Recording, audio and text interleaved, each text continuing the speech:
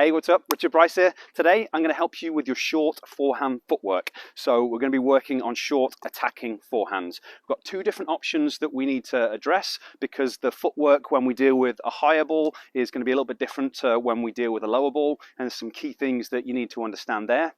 The way I'm doing it is going to be a little bit different to my normal format. I'm going to be demonstrating hitting a few balls, so I hope you enjoy it. I enjoy this format more because it lets me practice, so if you enjoy it as well, leave a comment down below and let me know when I can make more videos like this. And the last thing I want to let you know about is it's really hot in Vancouver at the moment, so I've got my top off when I'm practicing. I apologize for that.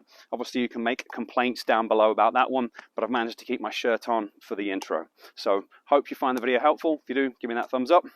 Let's get into it. So we're going to start by taking a look at the two different patterns, so how we deal with a high ball and a low ball, and then I'm going to break down and point out the key differences between the two and the things that you need to focus on, and then we're going to wrap up the video by talking about some of the things that might prevent you from implementing the things that I'm talking about today. And this part is going to be really important because if you don't address it, you can be left spinning your wheels. So let's look at the two patterns. We're going to be hitting a higher ball first, and for that one we're going to be setting up in an open stance, and then the second variation is going to be that lower ball, and we're going to be hitting that one from a neutral stance. Let's take a look at the higher ball first. Now, if you think about the situation, I've hit a good shot myself, I've pushed my opponent back deep, and now I've got to try and recognize the ball early so I can step in, take it at about its highest point, and basically hit down on the ball and be aggressive. So the early ball recognition is going to be key, and then in terms of the footwork, I want you to notice the split step. So I've got a nice, wide, stable base so I can react quickly and push off in whatever direction I need to, because there isn't any perfect shot in tennis, there's no perfect footwork pattern. It's about versatility and being able to react and deal with different scenarios. So that nice, wide split step is going to allow me to do this. And then if we look at the short ball, this one is going to be a slightly different scenario. Now I've got to get forwards a little bit more quickly. So again, early ball recognition is going to be key, but you can see that the movement pattern to the ball is very different. It's dropping down below the net. So the key is about getting to the ball fast enough, because if it drops too low, I'm not going to be able to hit this one aggressively. Again, look at that split step, nice and wide, nice and stable, so that I can react as quickly as I can. Now, if I was playing against a person, I'm going to be trying to land that just after my opponent's made contact, but because I don't have that visual cue here, I'm just kind of springing, trying to stay nice and light on the balls of my feet so I can be as reactive as possible and as fast as possible to the next ball. Okay, so now you've had a little bit of a look at them, let's break down the key things that you need to understand. As you could see, on the deeper, higher ball, I was setting up in either an open stance or a semi-open stance or some variation, and I was using a kickback. So the idea is to bend the legs because we need to drive up because the ball is higher. So it's that semi-open or open stance, and I'm driving through this back outside leg to drive the pelvis, the hip forwards to initiate the forward swing, and then the right leg just kind of kicks back as a counterbalance. For the short ball, it was a neutral stance. So I was coming in, setting up in a neutral stance, and it was a hop step. So I was taking off on my left leg and landing on my left leg, and it looked a little bit like that. Now, in a match, I'm going to hit that, and I'm going to transition forward to the net because it was quite short. So it would look more like that. But because I was retreating back to the baseline, I was doing a hop step and pivoting round and then coming back. But the key thing is that I was taking off the left and landing on the left. Now, the first thing that's going to be important about those different footwork patterns is how close you are to the ball. When I'm dealing with that higher ball, I'm going to be setting up much further away than when I'm dealing with that lower ball.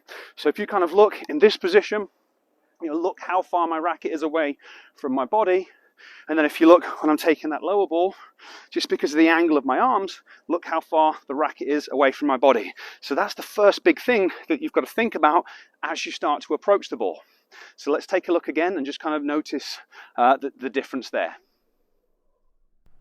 So as I set up for this higher ball, look at the distance in between me and the ball. So look how much space I'm giving myself as then I load up and then I drive into that contact point. And if we pause it at the moment of contact, look how far the ball is away from me. This is going to be absolutely crucial. If you get too close to the higher one, you simply can't use the optimal biomechanics and the stroke isn't going to work properly.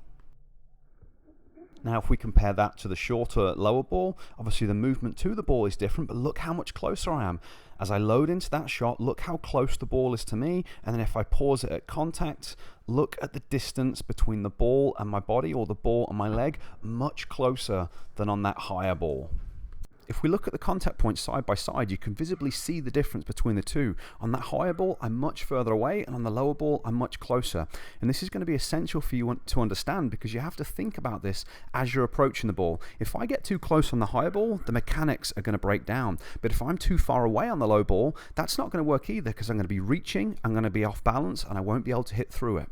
Okay, so now that you understand about the importance of the spacing on the different heights of ball, let's look at the movement as we actually approach the ball. Because what's going to be key here is finalizing our unit turn and really loading into this outside back leg. So kind of the belly button is rotating into that leg, because as we hit the ball, we're going to be driving through that back leg. It's all about the back outside leg, using the hip to initiate the forward swing. So we need to understand kind of how we load into those positions. So if you watch the open stance, the higher ball, as I was setting up, I'm finalizing that rotation, but there was either a crossover in front step or a cross behind step. So some of the times I was crossing my right leg in front as I load into this leg.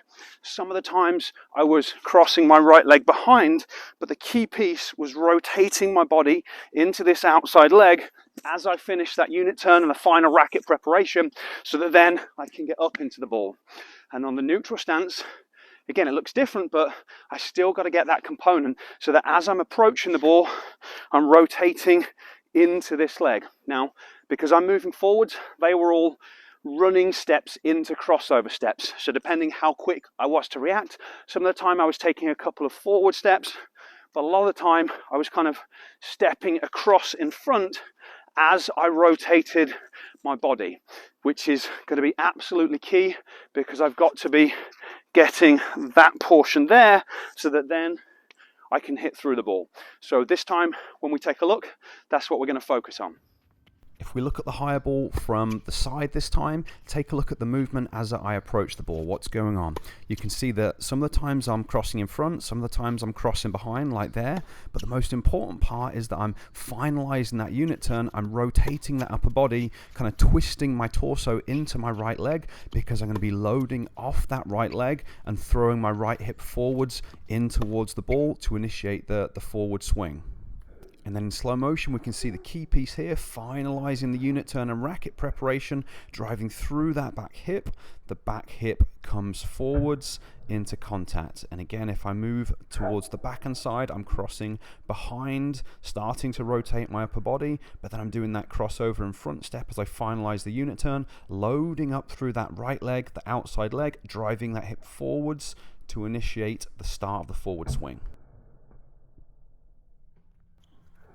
Now let's look at the approach footwork on the shorter ball. As we just talked about, I'm thinking about the spacing as I move towards the ball, but then I'm doing those crossover in front steps as I rotate my upper body. So as I move towards the ball, I'm getting my unit turn with my upper body. I'm finalizing my racket preparation as I step across and do those crossover steps, really getting to the point where I'm loading on that right leg and then throwing my right hip forwards to initiate the forward swing. And again, if we look at that in slow motion, what we're going to be able to see is that my upper body is starting to turn. So I've recognized the ball. I'm starting the unit turn, crossing over in front again. Now loading off that right leg, driving through that right hip to initiate the forward swing. And it looks a little bit different depending on what position the ball is and exactly what shot I'm hitting, but it's roughly the same. The unit turn happens as I move forwards, doing those crossover in front steps, because I need to get my right hip loaded to initiate the forward swing.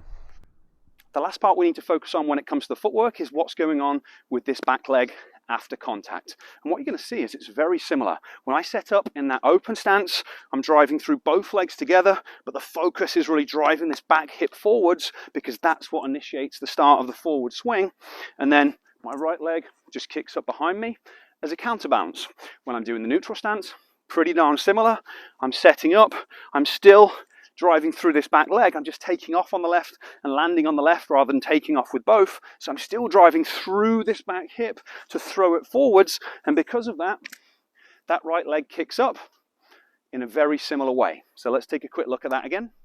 Let's look at the higher ball from behind in slow motion. As I approach, you can see the footwork. Look at the space between me and the ball. I load up through that right leg, drive that right hip forwards to initiate the swing, and the right leg just kicks back as a counterbalance. Having efficient biomechanics, efficiently generating power, is all about driving through that back or outside leg. And again, if we look about it, one crossover step, semi-open open stance, loading up into the ball, throwing that right hip forwards, and then the leg just kicks back as that counterbalance. If we look at the shorter ball in slow motion, obviously the movements, the ball is different. I'm stepping across myself a couple of times as I finalize the unit turn, but then here, driving through that right hip, throwing it forwards, the right hip just kicks back as a counterbalance, and then obviously it pivots around and I come back to the baseline. Now on this one, I'm having to get around the ball a little bit, so I'm moving over to my backhand side, creating that unit turn as I step across myself, but I'm still loading off that right leg, throwing the right hip forwards, and the right leg kicks back as a counter. So now that you understand the footwork, we need to talk about something that's really important, because realistically, this is probably going to be the thing that holds you back and prevents you from implementing this within your game. In order to use the footwork in the way that I've just described, you need to be able to read where the ball's going fast enough in order to both move forwards in time and to be able to set up in the right position. If you think about the scenario, we've pushed our opponent back deep, we've kind of set up on the baseline, we're close to the baseline, hoping for a short ball. Now we've got to recognize it early so we can move forwards. On that first one, on that high ball, if I don't move forwards quickly enough, I'm basically pushed back behind the baseline. And instead of being in attacking position, I've now had to move back, wait for the ball to drop, and I've just reset the rally and completely lost my advantage. On the shorter ball, unless I react and move forwards quickly enough, I'm definitely not going to be able to play an aggressive shot. I'm either not going to get to the ball, or I'm basically going to have to chip it or slice it back deep, and then it's going to be much easier for my opponent to pass me. But then we also need to understand, what kind of footwork pattern that we're going to be using. If you can't predict where the ball's going accurately enough on that deep one, if you get too close to it, it simply doesn't work. You'll probably get away with a shorter one if you can get to it, but that higher ball, you need to have good enough spacing, and where so many people go wrong with that one is they're just too close to the ball. It doesn't allow them room to swing out, and it just doesn't work. So realistically, this is something that you might need to put a little bit of work in on, and that's what I help tennis players with. I teach them how to train their visual system, how to improve their hand-to-eye coordination, their foot-to-eye coordination, how to improve their focus and concentration, because these are the things that really hold players back and prevent them from improving their game. It is important that you understand the technique, and that's why I've broken it down for you. But what you've got to understand is there's an ability and skill component as well, and you can only play up to the level that your skill will allow. But if you want to do something about that, all of this stuff is very trainable, and I've created a free web class to kind of teach you how it works, to explain how you can train your vision, explain how you can improve your coordination and your skill, and how you can basically implement this within your game to really improve and get to a higher level. If that sounds interesting to you, I'll place a link down below in the description. I'll also place a link up in that corner so you can check it out. I hope you enjoyed the video today. If you did, give me a thumbs up. If you've got any questions or comments, ask them down below. And of course, if you haven't already subscribed to my channel, really appreciate that if you could do that as well. And make sure you get the notifications turned on, because there's so many videos on YouTube, and when you don't have the notifications turned on, it basically doesn't let you know when I've released a video. So the chances are you might miss something that could be really important for your game. Okay, hope you enjoyed the video. Catch you next time.